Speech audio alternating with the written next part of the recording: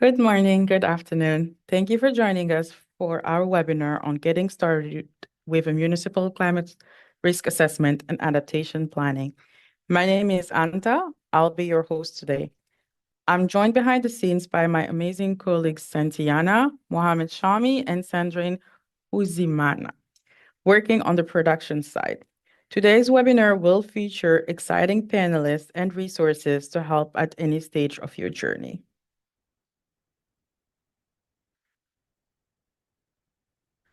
Before we dive in, a few housekeeping items to get through. Today's event will be taking place in English with French interpretation available. To join the French interpretation, you can click the interpretation button in the lower right of your screen. The option is represented by a small globe icon. Aujourd'hui, notre présentation se fera en français. Cependant, The presentation will be in French today, si vous souhaitez l'écouter en but if you would français, like to listen in French, veuillez cliquer sur le bouton please click on the d'interprétation en interpretation bas button à droite de at votre the écran, bottom right-hand side of your screen. représenté par un petit And globe, this will puis be a little globe sélectionnez to click l'option on, and then you français. can click on the French option. We also have two separate slide decks in English and French. See the option at the top of the screen to switch between the two. As we go through today's presentation, please share any content-related question in the Q&A box. Don't forget to include your community and the speaker you would like to address your question to. We will address them during the overall Q&A at the end. You are welcome to ask questions or request technical assistance at any time using the chat box in the language of your choice. We will keep an eye open and respond as needed.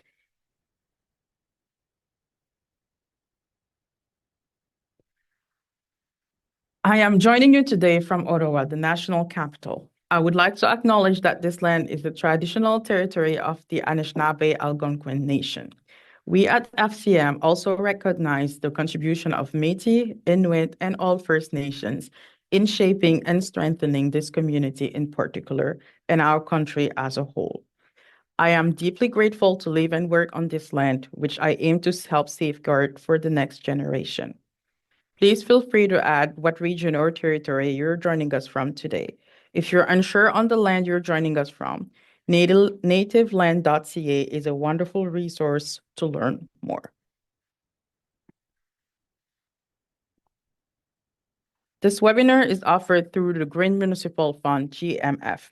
Delivered by the Federation of Canadian Municipalities, GMF manages approximately $2.4 billion in programs funded by the Government of Canada. Our unique mix of funding and capacity building delivers clear environmental, economic, and social impact, creating better lives for people in Canada. Our panelists today are Sean Lee, Assistant Director, Engineering and Operations for the City of Fredericton. Arshad Akhtar, Lead Asset Management Sector from the Green Municipal Fund. They will each be giving a very short presentation offering insights and tips on how to engage in municipal climate risk assessment and climate adaptation.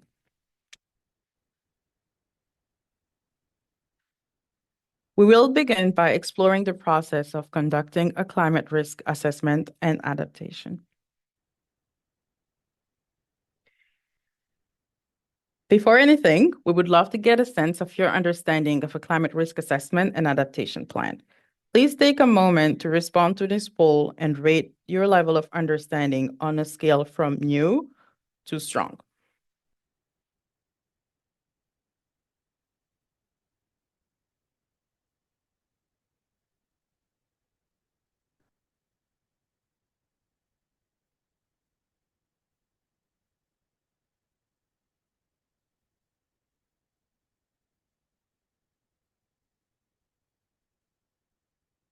Seems like we're just getting the last bits of responses. And it seems like it's set.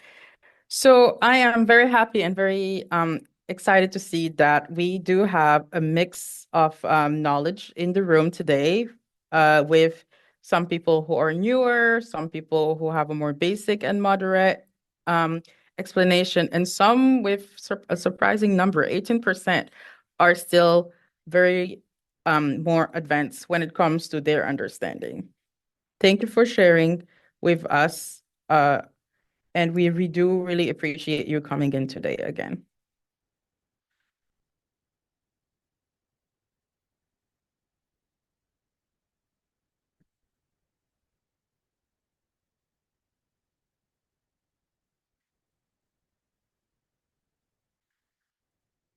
So now we are moving on to the presentations. We will hear a short presentation from each of our panelists, followed by a brief Q&A session. It is my pleasure to introduce GMF's very own lead asset management sector, Arshad Akhtar, who will speak about the climate risk assessment and climate adaptation plan.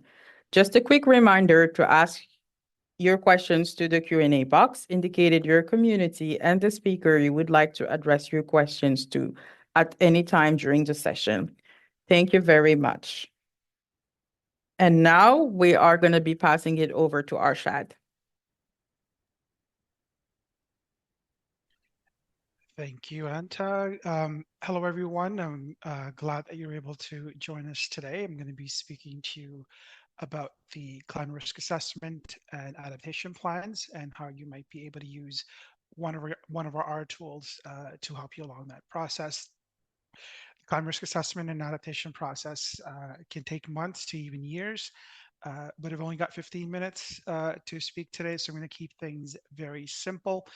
A climate risk assessment, it's really just a structured way for your municipality to understand how climate change is going to or could affect your community, not just in broad terms, but in real practical ones.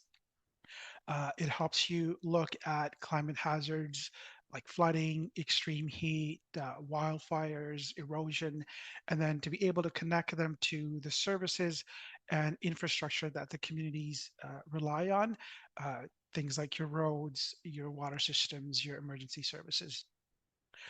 So across Canada, municipalities have used frameworks like the privacy protocol, the BARC framework to guide this work, and there's others as well. These will provide you a consistent way to look at your risk, what's likely to happen, how serious the impacts could be, or who or what might be most affected. So, for example, a community might assess how more intense rainfalls could affect your stormwater systems or local roads, or how rising temperatures could increase pressure on your cooling centers and public health services. And what's really good about this process is that it allows your community to compare risks side by side. So instead of guessing what to tackle first, the risk assessment is going to give you a clear evidence-based picture of your community's greatest vulnerabilities. Next slide, please. Thank you. So once the community has an understanding of its climate risk, the next step is to create an adaptation plan. And this is really about moving from awareness to action. So an adaptation plan is going to lay out how your community will respond to the risks that were identified in the climate risk assessment. Typically, it'll include a vision, some objectives, and a set of actions that are going to help you reduce those risks over time. And it's meant to be practical, something that's going to guide your day-to-day decisions, not just a document that's going to sit on the shelf. So for example, if flooding was identified as a major risk, the adaptation plan might include actions like upgrading your culverts, improving your stormwater management, or supporting homeowners with flood-proofing programs. If your biggest concern is heat, actions might focus on expanding your tree canopy, adding shade to public spaces, or creating a network of cooling centers. So in Canada, municipalities like Fredericton that you're going to hear about today, they've used their climate risk assessments as the foundation for these plans, and then they build on existing work, often aligning them with asset management, emergency management, or other sustainability plans. And the goal isn't to solve everything at once. It's really to create a roadmap that's going to help communities adapt step by step, becoming more resilient over time. Next slide, please. So why does all matter for municipalities? At the most basic level, climate risk assessment and an adaptation plan is going to help your community keep the services running and people safe. So when we understand the risk, we can prevent disruptions like flooded roads, damaged infrastructure, or power outages. We can also protect residents during these events. They also help municipalities use the public dollars more wisely. Instead of reacting to disasters, we can invest proactively, putting money where the risk is the highest. And that's something that your council and residents will really appreciate because it makes the adaptation decisions transparent and evidence-based. It's also going to give everybody across your organization a shared understanding of your priorities. So public works, your planning departments, your emergency management teams, they can all align around the same goals instead of working in silos. Um, and also, when these processes are done openly, when you bring in residents, Indigenous partners, other equity deserving groups into the conversations, you're going to build trust in your community. People can see that climate decisions are grounded in real data, real experiences, and in fairness. So it's not just about climate resilience, it's about better governance and stronger communities overall. Next slide, please.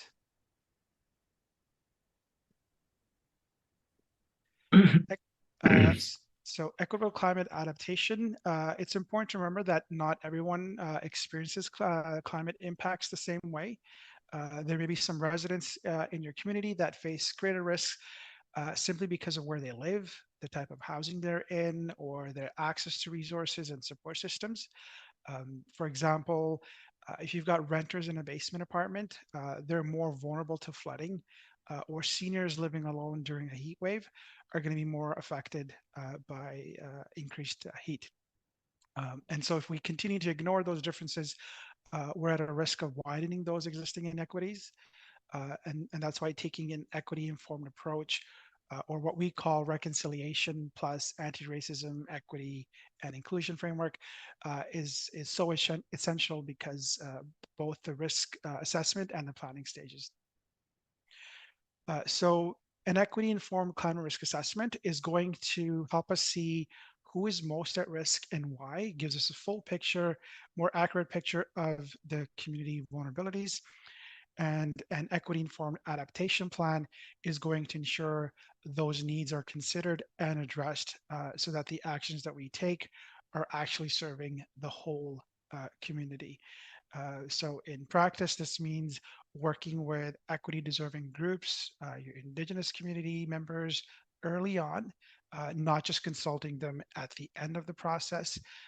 It might mean also collaborating with your public health, your health, housing, or even your social services to understand how these risks might interact.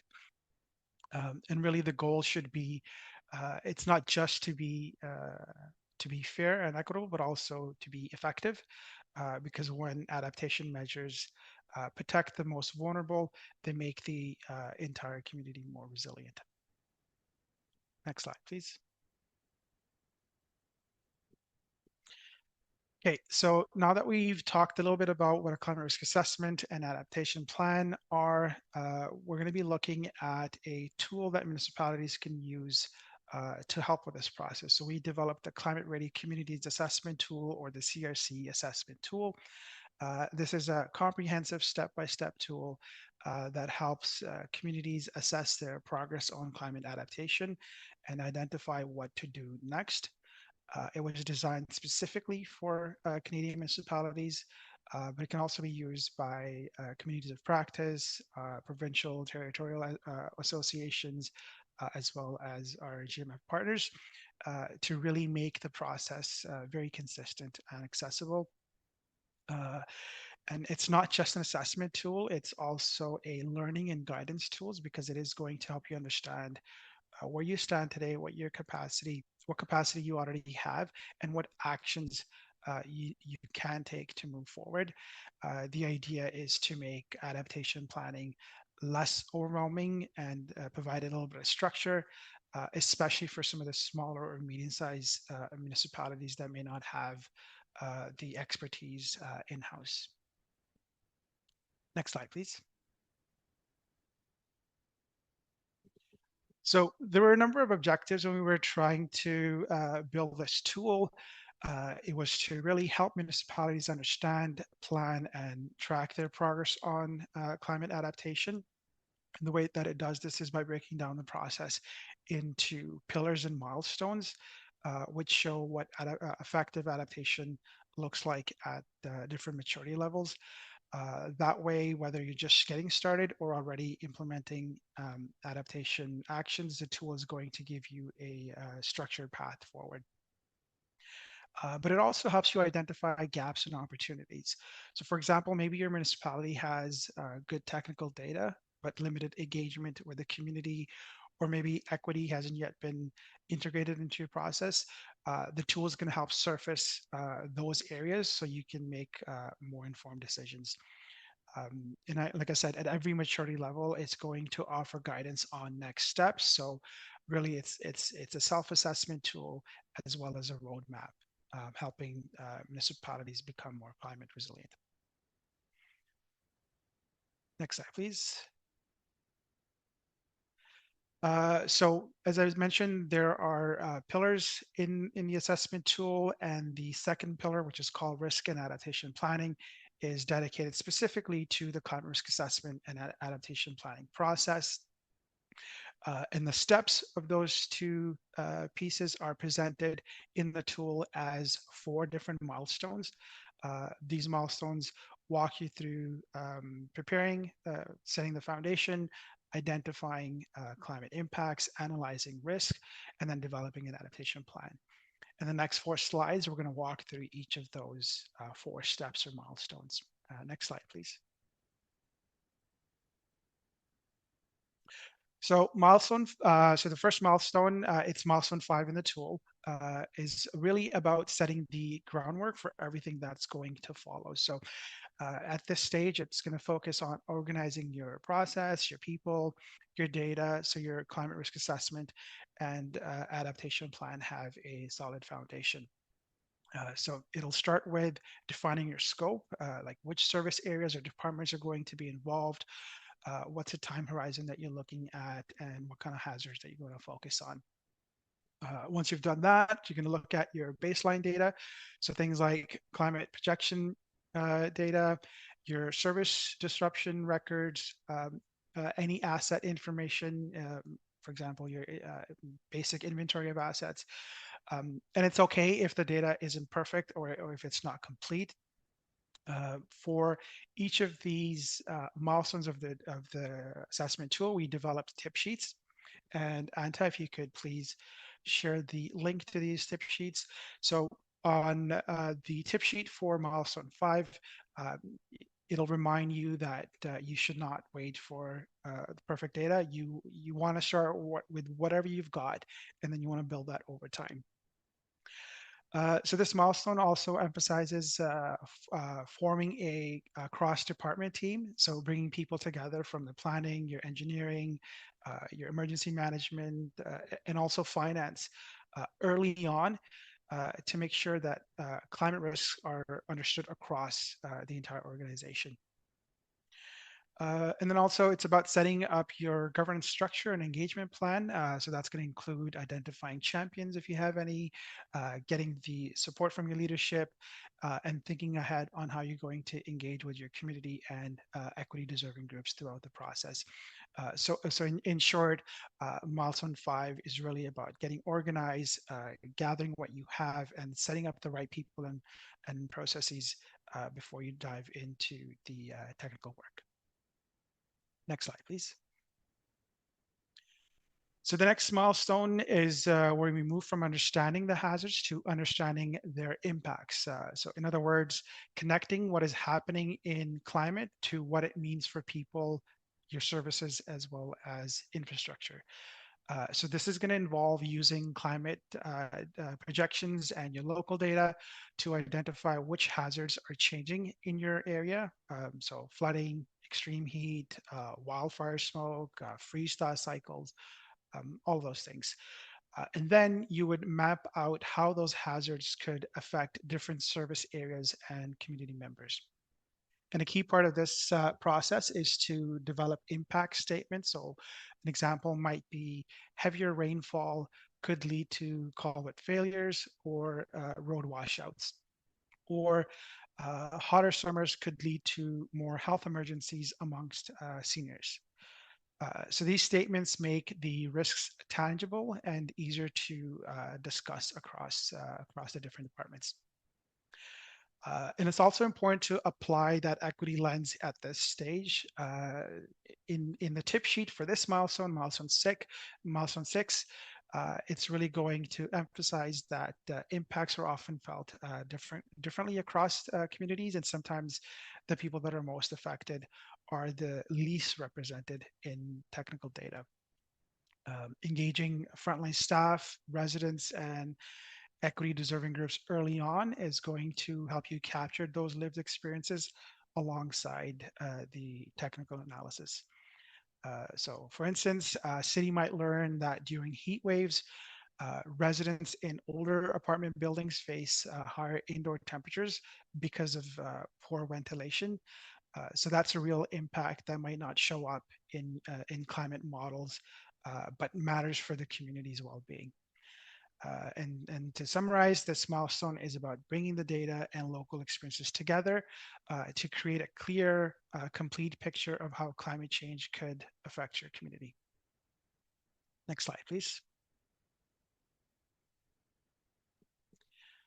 Okay, so the next milestone is called Analyze and Evaluating Climate Risk.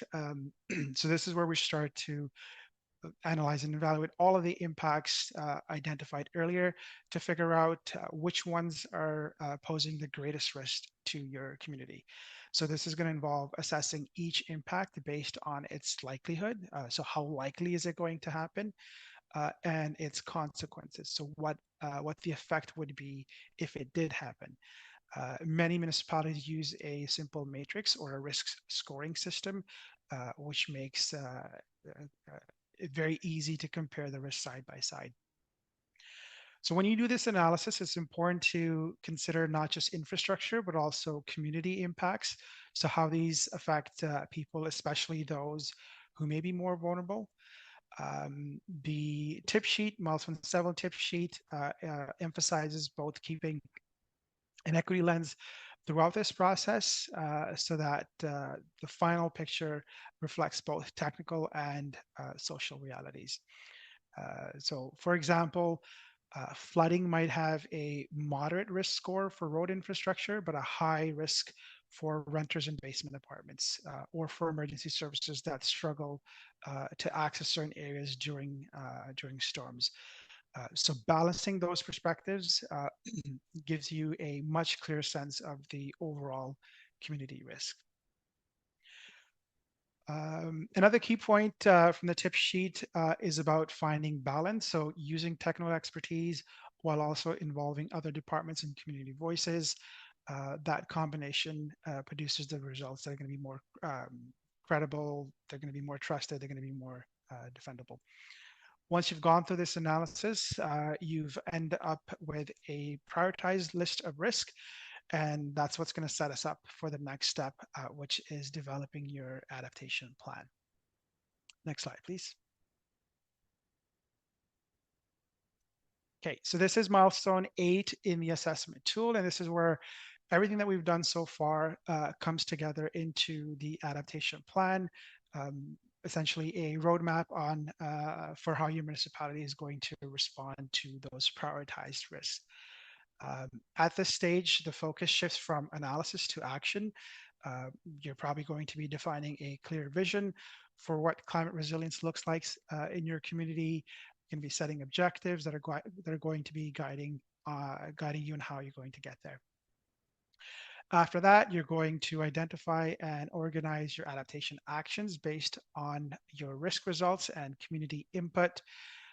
This could be physical measures like upgrading your stormwater systems, expanding your tree canopy, or could be policy measures like updating design standards, or even your emergency response plans.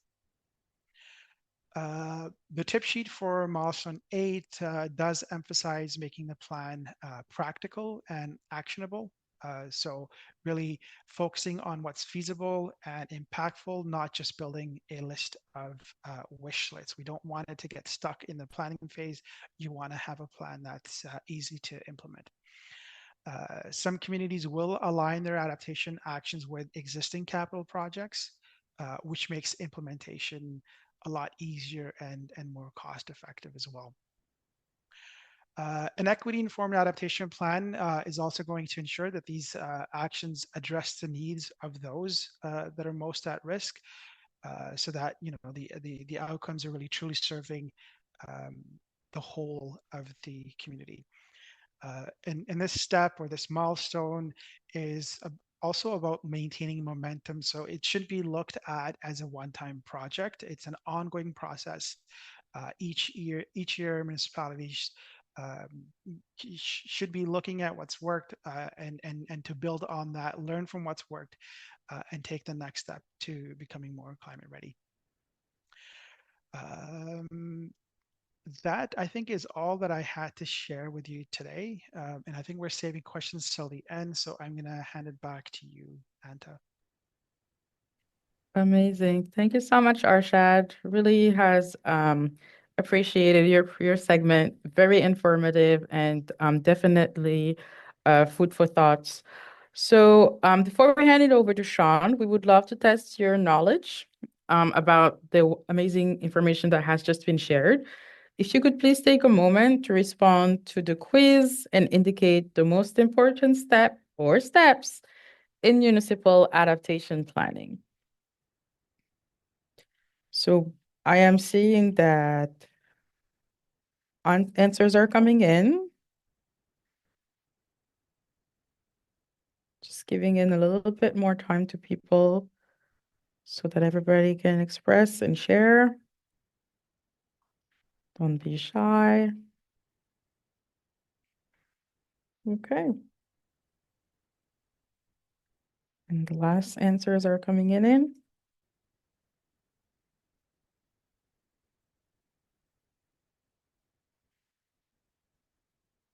Perfect. I guess let's give it one last second.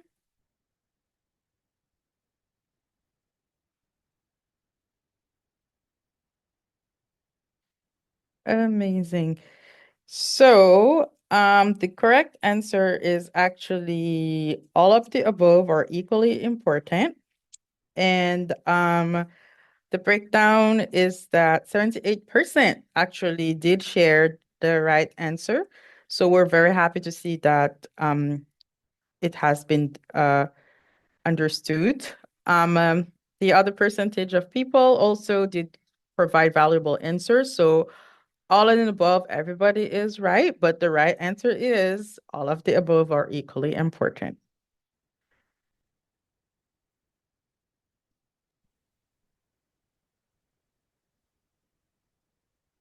So now we are moving on to the second presentation. It is my pleasure to introduce Sean Lee, who is Assistant Director, Engineering and Operation for the City of Fredericton. Just wanted to share a few words about Sean. Throughout his career, Sean has excelled in technical, operational, and management roles with a focus on incorporating climate change adaptation resiliency into asset management and municipal infrastructure renewal. He developed Fredericton's future-focused approach to storm, water, and flood resilience and has collaborated nationally on the creation of flood-resilient community design, best practices, and CSA standards. So without further ado, I am very happy to pass it over to Sean. Great. Thank you, Anta. I appreciate it. And thank you for giving me the opportunity to come here today. What I'll do, just starting off, for context, Fredericton, for everyone that's on the call, is on the east coast of Canada, and it's the capital city of New Brunswick. We do see fairly heavy winter times, some hot summers now as well. And from the picture that you see in front of you, we do see impacts of flooding.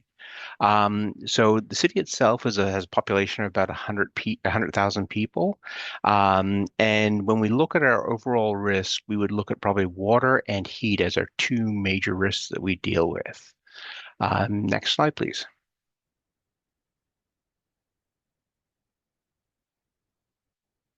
Okay, so following up on what Arsad had shared with you earlier, I'm going to break our discussion down into the four key points that were raised in the climate ready assessment tool.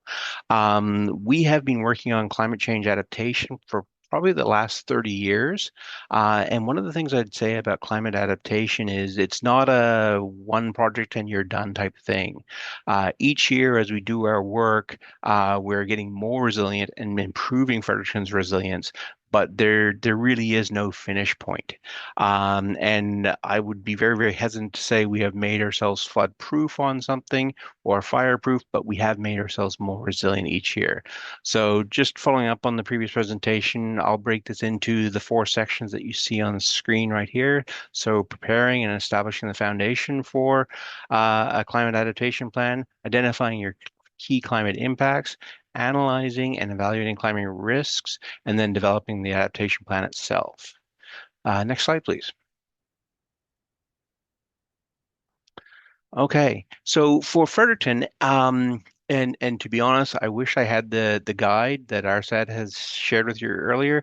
It would have made our work much easier years ago. So I've been with the City of Fredericton for 25 years now, so I've kind of gone through a lot of these transitions that we had.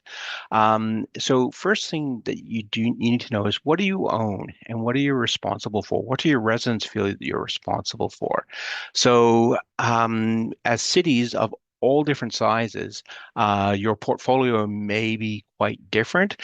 Some cities own all assets, your water and sewer systems, plus have fire, police, EMO departments or so. Other cities are managing roadways, but don't have water systems, or the water systems are managed by a larger authority or so. So in Fredericton, we have the example or have the situation where we are responsible for kind of all the core assets within the municipality. So that includes the water system, the sewer system, the storm sewer system, the roads, the parks, the trails, some bridges that are in the city. All of these different assets are at risk from different versions of climate change impacts. So what we did early on is we did have old paper-based mapping that showed where our infrastructure was not spatially correct, but generally correct or so. And we started building a GIS system off that to be able to have an understanding of what our assets are. We also identified, and your residents are always going to be a really good sounding board for where you have issues. We hadn't really identified the major climate risks, but knew we were seeing heavier rainstorms and knew that we were seeing heavier river flooding as well. So you take information from your operational staff, from your operational staff, from your residents, from your counselors, everyone who's worked in the environment to get a sense on where you're seeing problems. One of the key triggers too is where you see a reinvestment in the same asset many times. So when we started to track where our assets were, we had several culverts that may have been replaced several times, and we looked back as to why they were being replaced. And what it was, we were seeing heavier and heavier rainstorms. Our culverts were not built to a 1 in 100 year or 1 in 100 plus 20% year standard. So what that meant is they were being washed out. So once we started looking at that, we started to implement programs that made us increase our culverts on streams and brooks to 1 in 100 year storms plus 20% to account for the changes in climate change. One of the other things too is you have to have an awareness of is the changing nature of your community. So many communities in Canada are growing considerably, and you're seeing a lot of changes. The demographics of your community are changing. You have elderly populations. You have populations that are at risk. So it's important to kind of get a sense of how your community is reacting, how it's changing, and how it is growing, or not growing if it's not. Next slide, please. So for Fredericton, where our first major risk that we really focused on was water, we looked at a couple different things, and I had listed two types of flooding that we had in Fredericton, and each community is different. So rainfall for us has certain impacts. In other communities, it may impact communities in different ways or not see major impacts from the flooding or from heavy rain or river flooding. So for us, the St. John River or the Woolastook River is a large river that runs through the center of Fredericton. It is a very large river system and a large watershed that goes into northern Maine and Quebec, and then comes down through to Fredericton and down to the Bay of Fundy through the city of St. John. We are about 100 kilometers from the Bay of Fundy, which is on the eastern side, but we are tidal where we are as well. One of the unique things about Fredericton and this flooding scenario that we have for the St. John River is the city of Fredericton itself, and my office where I'm speaking to you today is at an elevation of about 8.78 meters, whereas a high tide in the Bay of Fundy can actually be 11 meters high. So we're under those high tides, but the reversing falls in St. John acts as a valve and only lets so much water in. The downside of it is it only lets so much water out when we have spring flooding and freshets and snowmelt. So in Fredericton, we do experience also a different set of flooding, which is from high intensity heavy rainfall events. And the areas that flood from our St. John River floods and the areas that flood from the high intensity rainfall floods are different parts of the city. So yes, we have a common issue with water, but the impacts of the type of water are different in different places. We do actually have a third type of flooding that impacts us sometimes as well, and that's through ice jams.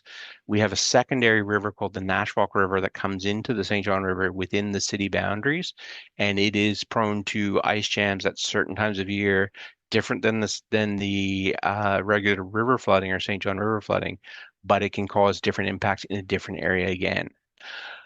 From a heat and drought perspective or so, we do worry about impacts to our water supply. So we have an aquifer system that has influence from the river, so we can maintain our water system fairly well, but it gets much, much harder when you get into surface water systems or smaller aquifer style systems. When you look at heat as well, we've made many decisions over the last 20 to 25 years to adjust the type of asphalt we use to allow for hotter days. So asphalt comes with different ratings on your roads, so you can spec it for higher temperatures or lower temperatures depending on what your future looks like.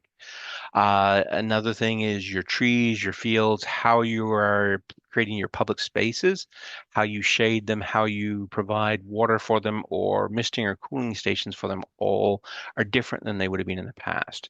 From a tree perspective, about 20 years ago, Fredericton started to plant trees that were typically seen in the Boston climate, and these trees are anticipated to do well going forward, and that's because we're getting kind of hotter, drier summers or so. So it's trying to pull in all of the knowledge you have from all of your different teams, resources, staff, residents, for what they've seen that's changed, so you can try and pull together a holistic view of what your community is, what's happening in your community. Next slide, please.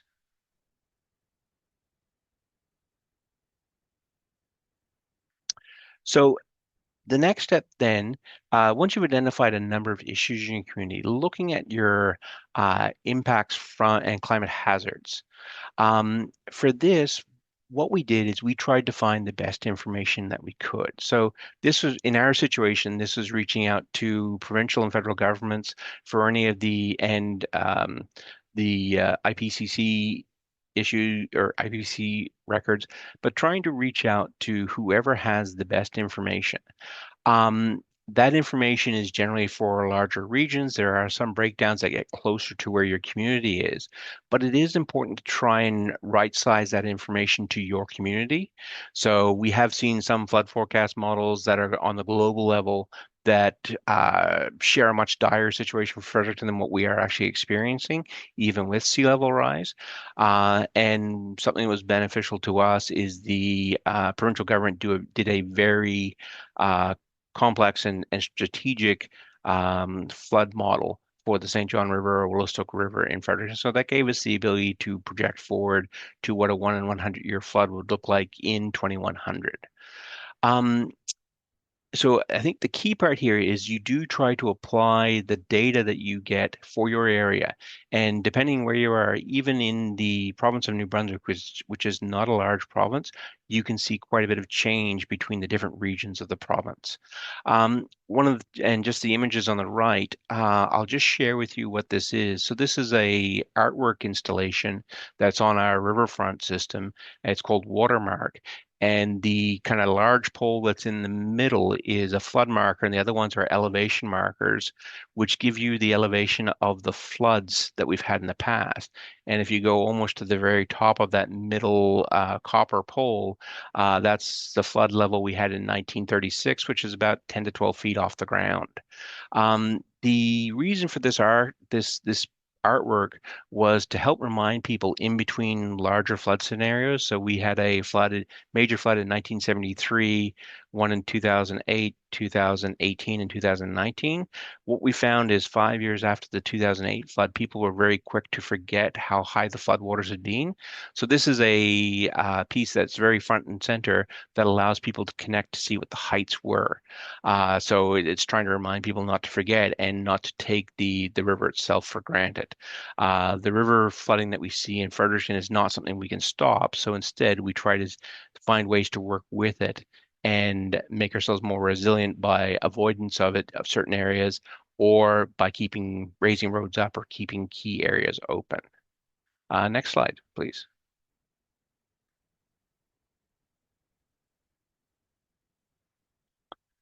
So this was a summary, and this was taken from our adaptation plan.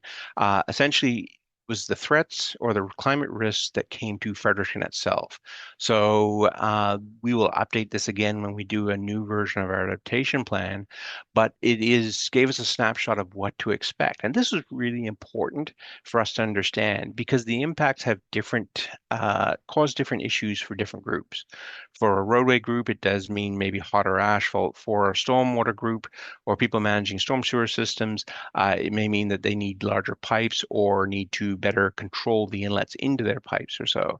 So pulling all of this together into a format that was specific to Fredericton was really beneficial for us to be able to share with our teams. Next slide, please.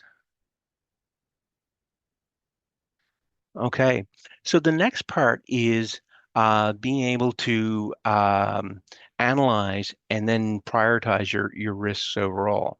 So this is where, for us, we had moved over many, many years from paper-based maps to a GIS system, and then started to advance our GIS system to put all of our different infrastructure pieces in it.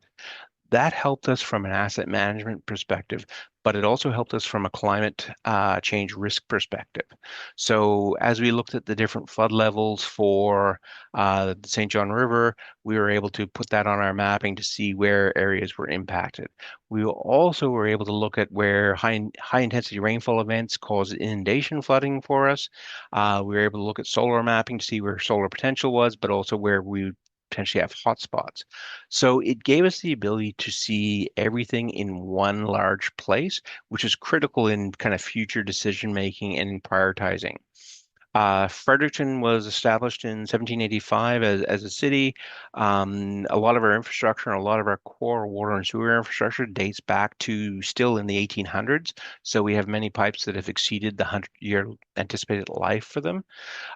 So we have a focus on replacing a lot of those older assets, but at the same time, we try and partner and bring the adaptation work into some of the core replacement work that we're doing so that we get a better value for the effort that we're doing, and we're not disrupting citizens multiple times. So when we go to try and do work, if there's a traffic improvement project with a sanitary sewer upgrade, with a water pipe upgrade, and we need to upsize bridges or culverts at the same time, we try and do it all as one larger project. And having the GIS, knowing your climate risks, knowing your assets helps you pull all of that together. So next slide, and I'll just share some of the kind of data points that we have. Oh, next slide, please. So these are just a few different images of Fredericton. It does show the upper left image shows some of the impacts of flooding from the St. John River. Up to the right-hand side, you can see there's a smaller Nashwauk River that goes up through and is all the green. So the green are the areas at an 8, I think it's a 7.8 meter flood that would be impacted by flooding. A lot of the green areas that you see are actually low-lying, we call them generally resilience lands, and they tend to be parking lots. They tend to be just green space. They tend to be riverbank, river waterlands where we've reforested. Some of it was former farmlands where we've revegetated them now, but some of them are also neighborhoods. And so when we have our higher river floods, what we tend to see is impacts to our roadways and actually very severe impacts to small segments of our population and small areas in the city. But overall, the biggest impact, we managed to keep our water and sewer system running, but our roadway system does go underwater in certain places, and especially in key places. And that bottom left picture kind of shows kind of our downtown and our major riverfront crossing to the bridge, with our main roadway systems that go to that bridge being underwater.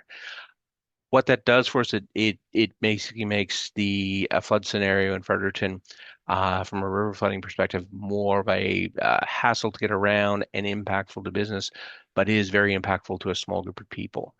The pictures to the right as well. So that is looking at high intensity rainfall events. This is again all work that was undertaken over the past 20 years or so.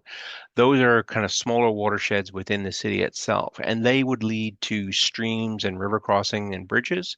And that's where we put a large focus on where does the water go and what are we going to impact. Because if a culvert or bridge washes out and you have water and sewer there, what you can see is you'll end up having impacts to your water and sewer system. So we think it's critical to keep our water sewer system unimpacted by high intensity rainfall events and other events like that. So this breakdown of our system helped us better define the sizing and what type of piping we should be putting in different places or bridges we should be putting in places. Next slide, please. So then the next part is taking all that information, taking some of the key risks that you've seen, identifying them, taking some of the work you've done and pulling it together into your adaptation plan. And adaptation plans are critical for your councils, for your staff, for your senior management, to have an understanding of the risks that they see. So especially as some communities have some fairly severe changes happening as climate change advances into 2050 and 2100. So you want to make sure there's an awareness of what could be happening to your municipality as you go forward. So again, one of the roles, and I think one of the critical things for us that has been valuable, is the adaptation plan that we had built, kind of following this same methodology, gave us a chance to build awareness of the work that we had done, because people are very quick to forget about the work that's already happened. It also helps us to be aware and make sure everybody who's in a decision-making position is aware of future issues that could be happening, build awareness with both the public and council and residents, and then recognize that you need to incorporate future changes into your next steps. Next slide, please.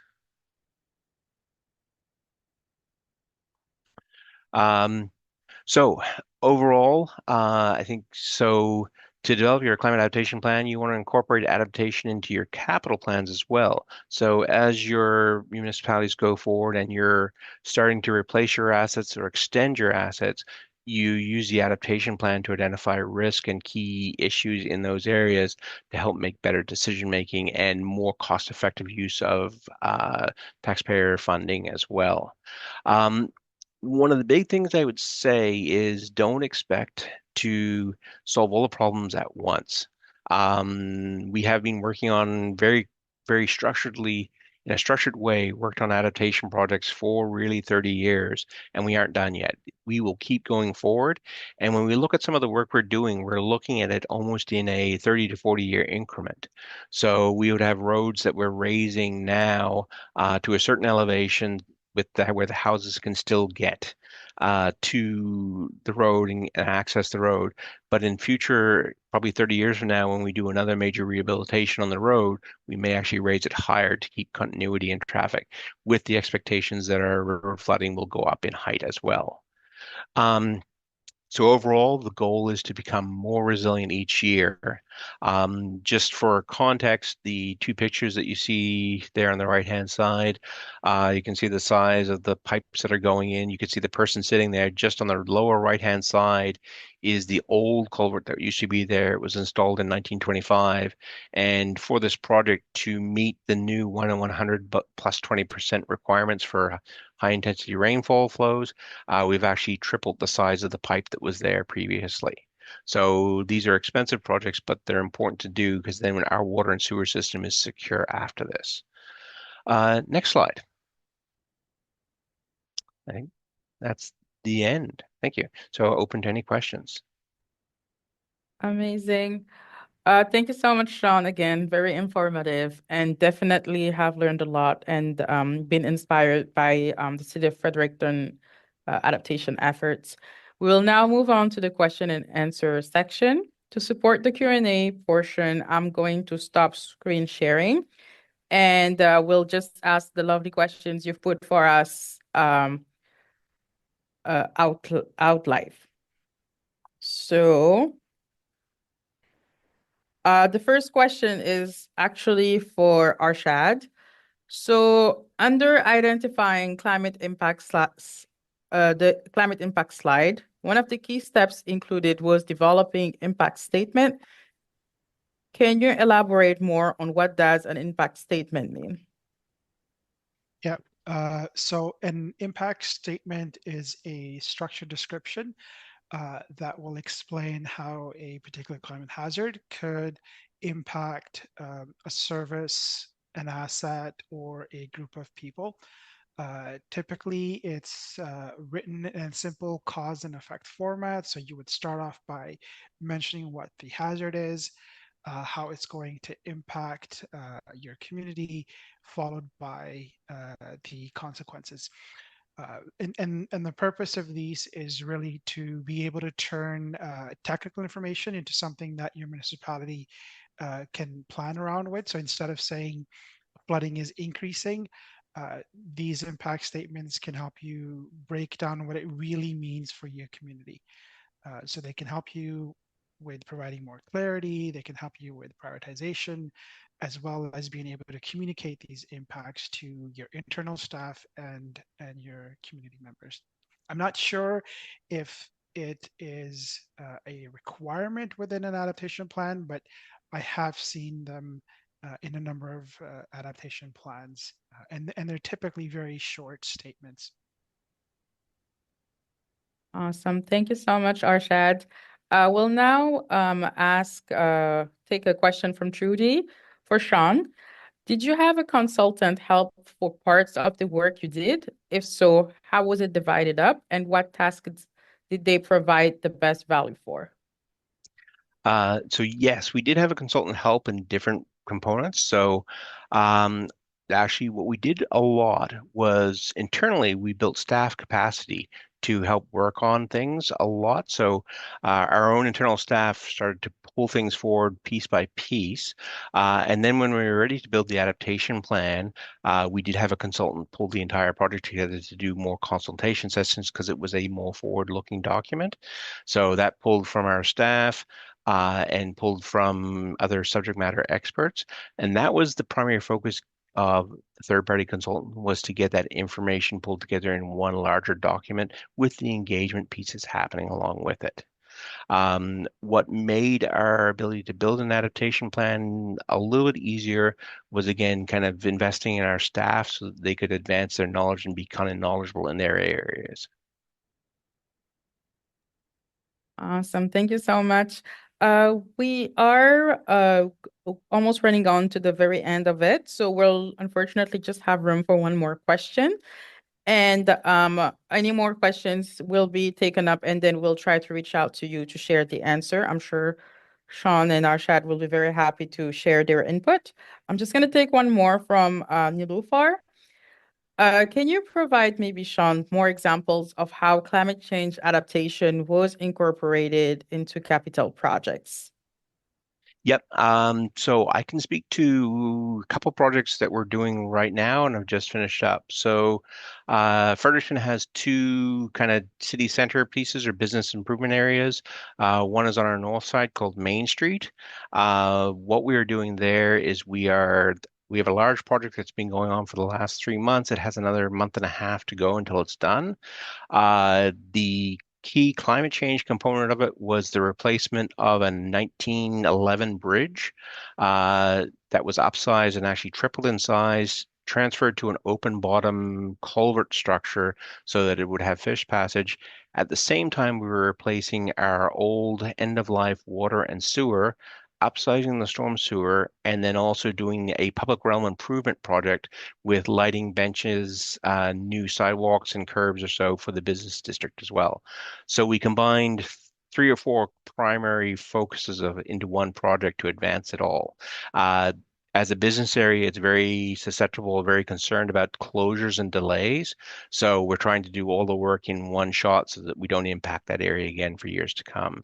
Another quick project would be our Officer Square. So it's a National Historic Site that we have done a significant rehabilitation project there. As part of that project, we have incorporated a chilled ice surface in it because a character defining element of this National Historic Site was winter skating. So it's a kind of the heart of the community. It was an area that was loved to death and kind of run down.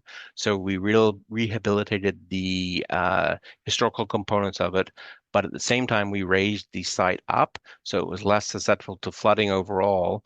We added more trees and a shade structure and cooling features there for heat adaptation as well.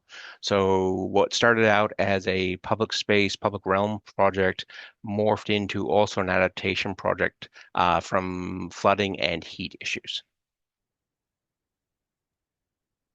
Amazing. Thank you very much for the response, Sean. Very much appreciated. And then Arshad as well. Very much appreciate you answering the questions and also responding to some of them that were in the Q&A. So to any question that hasn't been answered, we will follow up through an email, and then we'll be very happy to share an answer from one of our panelists. So now we're just going to ask you if you could please share your thoughts on today's initiative. So I would really like to, before anything, extend my gratitude to our panelists who have been sharing very valuable information with us.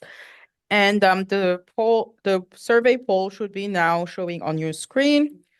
So please feel free to answer, as your feedback is very valuable. We will dedicate a minute to that. And before I send us off, I would just like to share some information for anybody so that we can hear more from you. And hopefully see you soon on one of our other webinar. So just giving you guys just a minute, and then I can see that we're getting amazing feedback from all of you. And then we will move on to the next and last portion of today's presentation.